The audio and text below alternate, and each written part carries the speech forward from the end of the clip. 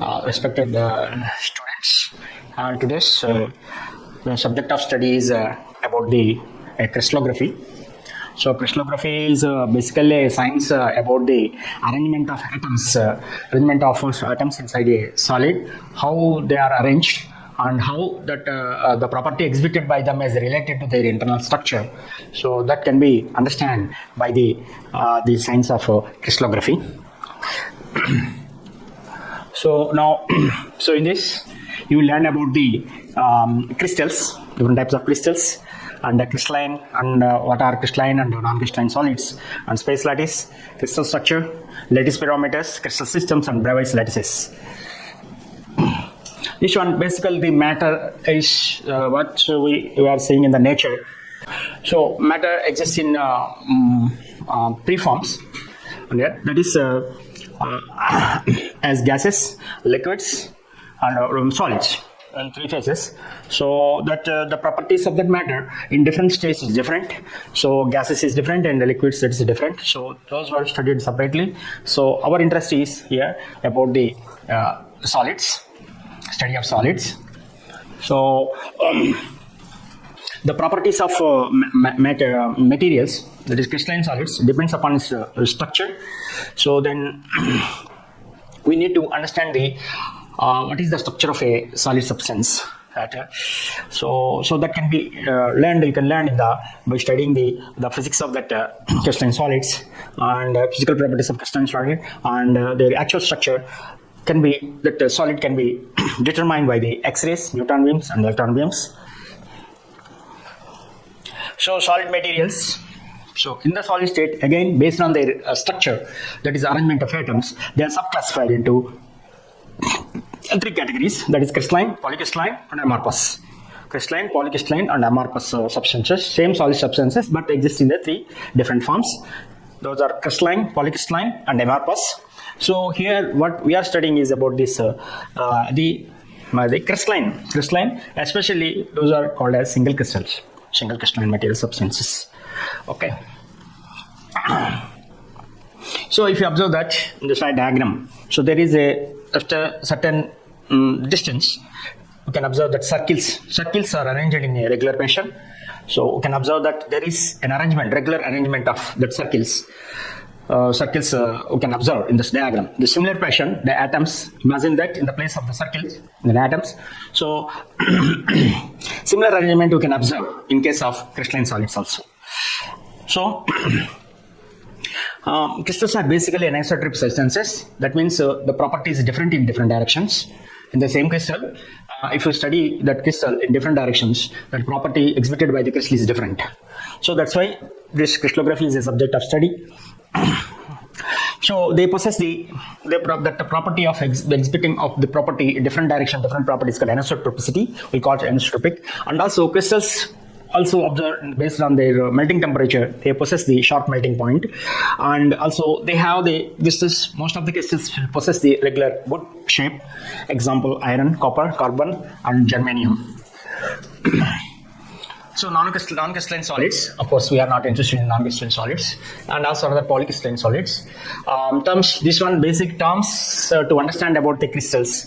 Those were space lattice, lattice points, lattice lines, lattice planes, basis or motif, that is also called as motif, and crystal structure, unit cell, and lattice parameters. So this one you can see in the diagram, the black dots, you can see that one. So those black dots are called as the lattice point.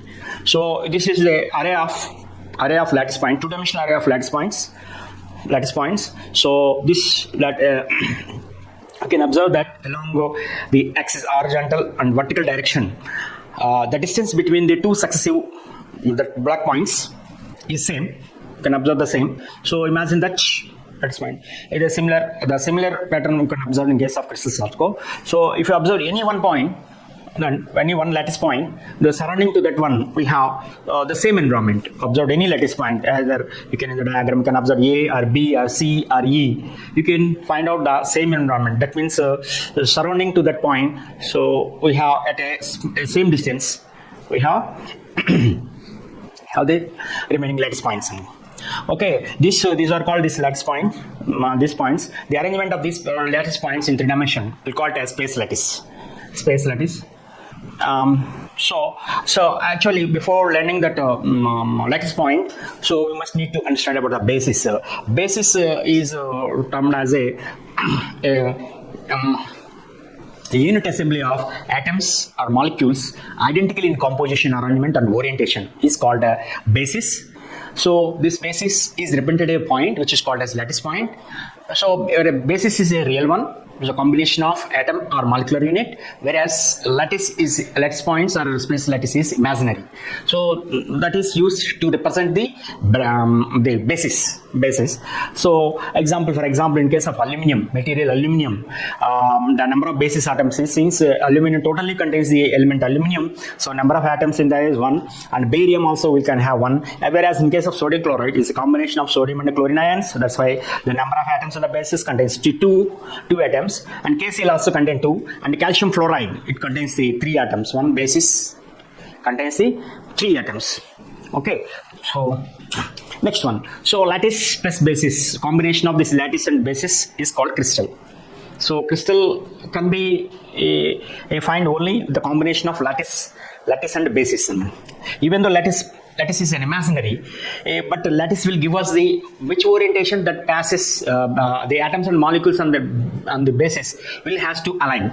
So this will give the alignment or orientation to that basis, and basis contains the real atoms and molecule, combination of atoms and molecules. So there should be both lattice points and lattice plus basis. So this combination called as crystal. So if you observe unit cell is a fundamental building block in a crystalline solid. So that is the minimum geometry formed by the lattice points.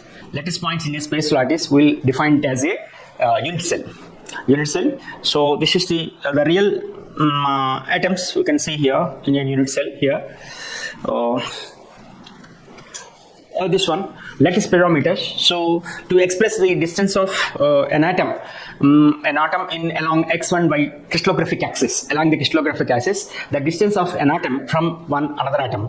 So we'll define the lattice parameters. So lattice parameters is the distance between the two successive atoms along 3 crystallographic axes of the crystal. So that those are represented by the ABC. And also to represent the that crystal, we need the lattice parameters. At the same time, interfacial angles. So those were the angles between the crystal planes of a crystalline solid. So these are the called interaxial angles, alpha, beta, gamma. So alpha, ABC, alpha, beta are collected known as lattice parameters. Okay.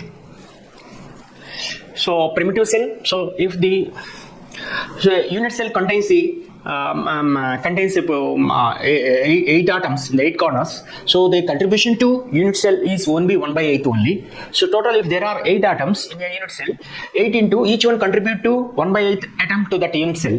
Total number of atoms is counted as a effective number of atoms is counted as a 1. So this is called, if the number of effective atoms in a unit cell is 1, so that unit cell is called primitive cell. So to define a unit cell as a primitive cell, it should possess only 1 atom per unit cell. So here, if you can observe that that unit cell is called primitive unit cell, simple cubic. You can observe the extreme right side and left one, the primitive unit cell. Since that unit cell contains the 8 atoms at the 8 corners, and each one contribute to 1/8 part of 1/8 to that total unit cell. So that by 1/8 into 8 is number of atoms are 1. Whereas in the body center, so the number of atoms at the 8 corners are 1/8 into 8, and at the center we have one more atom, body centered atom. So total number of atoms in the unit cell is 2. That's why that is not called as a primitive cell. That is body centered unit cell, BCC. So in the BCC cell, we can find the 1 atom at the center of the unit cell. Next to side center. side center and also called as base centered. Base centered here at the bottom of the unit cell and top of the unit cell, you can have one more atom at the center. It's called body centered atom. Next to face centered unit cell. So that means, so a cube, if the unit cell is in the cubical form, it contains the 6 faces. At the center of the 6 faces, you can find the 6 atoms. So that type of crystallized, any crystal crystallized in that form, it's called a face-centered cubic crystal cell. Okay, in simple cubic, we can have subunits, that is simple cubic and body-centered cubic and face-centered cubic. So like that, we have, so Bravais has classified this, there are 14 Bravais lattices and there are 7 crystal systems. So this one is the 7 crystal systems, that is cubic crystal system, cubic. Next, tetragonal, orthorhombic, rhombohedral, hexagonal, monoclinic and triclinic. These are 7 crystal systems, but they each, in some cases, for example in cubic crystal system, that is subclassified into 3.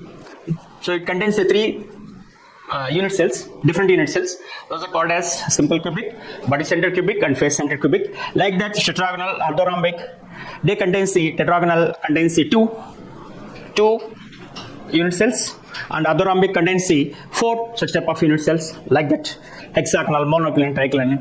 So such type of unit cells. So therefore, there are 7 crystal systems and 14 Bravais lattices. So there, in cubic case, you can observe that lattice length along the XYZ crystallographic axis, the distance between the atoms is equal, A is equal to B is equal to C, and interaxial angles are 90 degrees. So in case of, so like that is interaxial angles and let's say number of sub lattices in the system, we can find that is 3, 2, 4, 2, 2, 1, 1. This one. So this is Bravais lattices, what I said previously. Just you can find out total 14 Bravais lattices. Okay, next. So 7 crystal systems and characteristics. Coordination number, you can find some terms in this one. Coordination number is defined as number of nearest number of atoms to a regular atom or to a centered atom is defined as coordination number. So next, atomic radius is defined as the distance, half of the distance between the 2 centers of the 2 atoms will define as a atomic radius, and also atomic packing factor or atomic packing density is called this defined as the volume occupied by the atoms in a unit cell to that of the volume of the unit cell is defined as the atomic packing factor or atomic packing density, and sometimes also called as atomic packing fraction. This is simple cubic structure. Is the number of atoms in simple cubic is 1, atomic radius is A by 2, and coordination number is 6, atomic packing factor is 52. 3.4. This is BCC. In case of body-centered cubics, we can find one atom at the center of the unit cell. So number of atoms in the unit cell are 2, and atomic radius by finding is, you can have root 3 A by 4, and coordination number is right, atomic packing factor 0.68. And in case of face-centered cubic, so the number of atoms per unit cell is 4. Since each face contains a center of the each face, we can have one atom. So, but that atom is shared by the surrounding one unit cell. So that the contribution of this one to the unit cell is only half. So like that, 6 faces, 6 into 1 by 2 plus.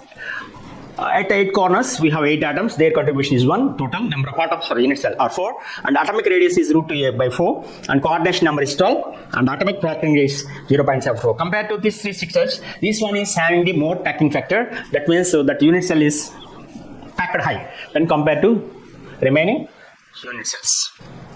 Okay, this is the hexagonal unit cells. The atomic arrangement, you can find that hexagonally close packed HCF, SCP. Miller indices to represent the direction of a lattice plane and its orientation. To represent the direction and orientation of a lattice plane, we need the concept of Miller indices. So Miller indices are defined as the lowest possible integers formed by the reciprocating the intercepts of the lattice planes along the 3 crystallographic axes. is defined as Miller indices. Okay, so simply you can say that the reciprocals of the intercepts made by the lattice plane along the 3 crystallographic axes will called as Miller indices. So those are represented by the HKL. Okay, so this purpose of this Miller indices to represent the to represent the what is called as direction and orientation of the lattice plane. Okay, so then how to determine? These are the steps are there to determine the Miller indices. Was to take the intercept where it is that the lattice plane is intersecting the crystallographic axis. They take the reciprocal of it, and then multiply with the common divisor, or take the LCM of these and denominators and multiply with that one. We will obtain an integer from. So those were represented by the HPL. This one, step 4. So this one is to illustrate how to find out. This one is that plane, ABC plane is intercepting the x-axis at point A and y-axis at point B and z-axis at point C, and these are that A is from the origin at a distance of 2A. So where A is the lattice constant or lattice parameter to a distance, along y-axis 3b distance, along z-axis it is at a 3d distance. So the coefficients of this ABC are 2, 3, 2, and the reciprocals of 2, 3, 2 are 1 by 2, 1 by 3 and 1 by 2, and lowest common divisor is 6, and multiply each reciprocal by 6, then we will get 3 to 3. So for this plane the Miller indices are 3 to 3. In this way we can find out the Miller indices. This is the, so if you observe this one, a plane is darkened, that plane is intersecting the x-axis at a certain distance and parallel to y-axis and parallel to z-axis, and it is intercepting the x-axis at a distance of 1 unit distance. So, and also parallel to y and z axis. In case of this crystallographic notation, when a plane is not intersecting the crystallographic axis, that is taken as an infinity. So here the plane is parallel to y and z axis, so it is not intersecting. So for mathematical convenience, that is considered as it is intersecting at an infinity. So that's why those y and z intercepts of this plane are infinity and infinity. Inverse it. Right. Then that will become 1 by infinity, 1 by 1, 1 by infinity, 1 by infinity. That will become Miller indices are 1, 0, 0. So this is the actual concept to introduce the Miller indices is Miller indices reciprocating the intercepts. So the purpose is to indicate any lattice plane which is not intersecting, and also to bring the lattice plane which is at the end of a crystal to bring to the in one unit cell. So that is the purpose of this introducing Miller indices. So some important planes. So we can draw this one, y00. This is the y00 plane, the first one, extreme left first one, and the second one, middle one is 110. This is the direction. On this one. This is the 100 direction, 110, and this one 111. So this will give the orientation 100 plane. So the orientation will give what is the orientation and direction. So to represent direction, we'll use the square bracket. To represent the Miller indices that are orientation, that 100, we'll use circular brackets. That is the difference. So next, Miller indices. This one is important features of the Miller indices. Parallel to x-axis, the intercept is taken as infinity, and if a plane cutting the negative x-axis, a bar is placed on the top of that Miller indices. A plane is passing through the origin, for example, have non-zero intercepts passing through. All equally spaced parallel planes have the same Miller indices. For example, 100, 200, 300, all these planes contains the same Miller indices. We will discuss the topic in the about the interplanar distance or d spacing in the next section.